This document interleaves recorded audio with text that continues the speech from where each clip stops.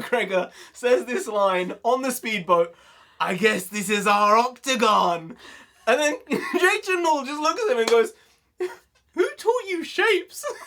The question is, have you guys seen the new remake? Jake Gyllenhaal, Conor McGregor, Roadhouse. Yes. Because yes, we watched it and it was definitely bombastic. It was exciting. There were funny moments in it. But overall, let's be clear, it was popcorn nonsense. It was. Yes. It absolutely was. I think that's actually the term for it. I think you just coined that. But it fits so perfectly. It was made for munching and for a couple of ha-has and not much more. And it may have been made for the cinema, but it didn't get that release. It was on Amazon Prime. We've got to do Fact of the Day before we get to the review though. Page number 227, fact number 2. 2/3 of the world's caviar is eaten aboard QE2.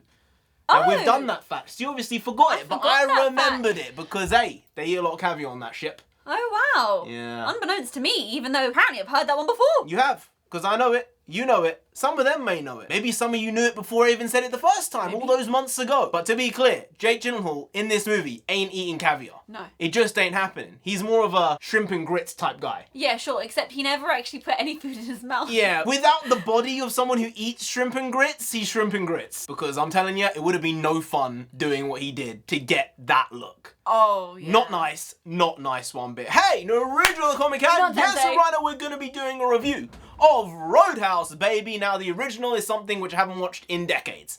I don't think I really remember a lot of it because I was a kid when I last saw it. You have never seen it, Never seen it. So you went in completely blind, and what were your first takeaways from the movie? It was fun. It wasn't the best thing I've ever seen. Obviously. It wasn't the worst thing I've ever seen. Naturally. I saw how certain parts of it, certain people's acting skills could have been better. Maybe they could have added a little bit more in some places and taken away some things to give a more rounder story. But overall, it was enjoyable. We did, in fact, have a couple of laughs. We had one particular one that just took us. We were laughing so hard at this one line. I'm going to say the line now. So there's this moment where Jake Gyllenhaal is fighting Conor McGregor on a speedboat. And Conor McGregor says this line on the speedboat, "I guess this is our octagon." And then Jake Gyllenhaal just looks at him and goes, "Who taught you shapes?"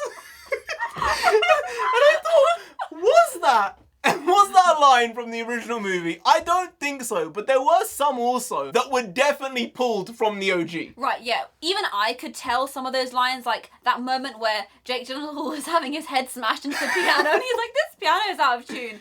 We turned to each other and said, "That has to be from the original." That Sounds good to me. That was Conor McGregor. But here's the thing, we're laughing about it because we weren't going in with the highest expectations. We weren't saying this is going to be the best thing ever. We knew it was going to be a little bit trashy. Of course, there are some things where when you look at the budget of something and you look at the trash that's on screen, it's like, nah, you overpaid for this trash, right? With this, I don't actually know the budget of this film. Probably 75 to 100 million. Then maybe they overpaid a little bit. Overpaid. But then you're getting Jake Gyllenhaal. Yeah, and Doug Liman being the director. He's directed some big ones. American Made, Edge of Tomorrow, Mr. and Mrs. Smith, The Bourne Identity. The guy has action in his blood. He's got it. But some of the scenes for hand-to-hand combat weren't always hitting. Sometimes they looked a bit janky or a little bit off. And obviously he has this style of the handy cam footage, and that was definitely through this one. It was in the matrix and the fabric of what they were doing with the physical effects and the structure of the way they told the story through the fight scenes. But sometimes it just felt not right. There was a bit of that jankiness, but maybe certain of those scenes that were included didn't need to be filmed altogether. I think there was a case potentially of them overshooting this movie and in the edit it being really taken down, but not enough to which it's a short fun movie, because it did feel a little bloated and a little saggy at times. I believe they probably had an additional 20-25 minutes of other scenes that they just took out. I think if they'd cut it down more, this could have been a happy 1 hour 30-minute film. Even I can identify some scenes where they could have just stripped that away, remove this bit here, remove this bit of dialogue here, remove these panning shots here. Especially because Conor McGregor wasn't in the movie for like the first hour. And his introduction was just,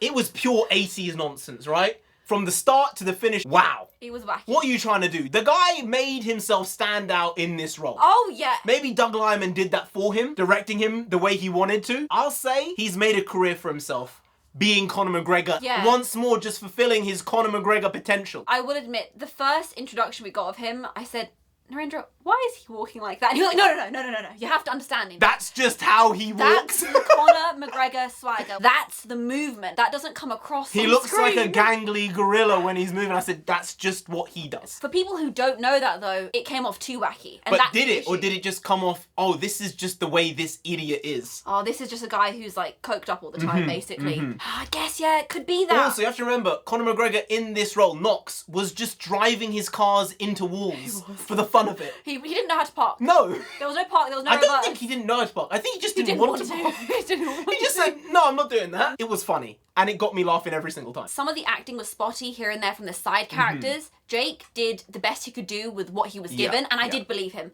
Conor, being Conor, I believed him. Billy Magnuson, always Believed great. him. Give more Billy Magnuson. The guy is good in anything he does. It doesn't matter who he's playing. If it's a good guy, if it's a bad guy, if it's a dickhead, he does it all great. He does. All great. Other than them, pretty much everyone else was kind of shit. The bookshop owners, I thought, were actually fine. I think they obviously had more of a story in the overall main screenplay that got chopped down, but I think they delivered what they needed to do, and they pushed the story forward for Jake and themselves in their own way. A lot of the other actors were kind of sus, and I think it really pulled down the overall movie. A lot of the generic goons in the movie were actually very fun, really crazy, and you believed it, even though you're looking at them saying, would you really do this? And then you realize, no, they would. They would. That's just who they are. They're generic goons. Delivering the lines well, even though they were very, very odd lines. But fun action, really, really crazy story, and at the end of the day, I'm not really sure what else you would have wanted from a Roadhouse movie, and even a Roadhouse remake. So take what you can get. It could have been a lot worse. So it was fun. I guess they didn't fuck it up.